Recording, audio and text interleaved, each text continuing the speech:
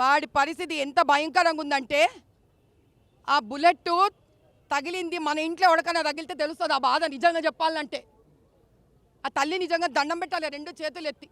అమ్మ నువ్వు ధైర్యంగా ఉండు తల్లి, నీ కళ్ళలో నీళ్లు రానియకు, అది వస్తే కూడా కష్టము, నువ్వు ధైర్యంగా ఉంటేనే వానికి ఆశీర్వచనం అవుతుందని చెప్పి ఆమె లోపల తీసుకుపోతే అంత ఉండి కూడా గుట్కలు మింగుతూ త్రయంబకం యజామహే సుగంధిం పుష్టివర్ధనం అని శివమంత్రం చదువుతోంది కొడుకు దగ్గర.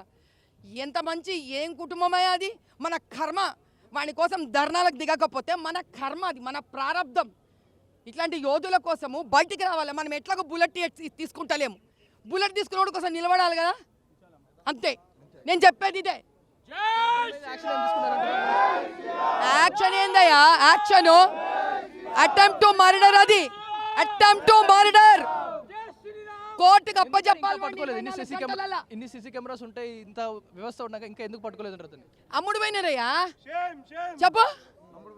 అమ్ముడు పోయినారు. ఇదేం పెద్ద నేనే చెప్పాలా నోటి నుంచి? అమ్ముడు పోయినారు.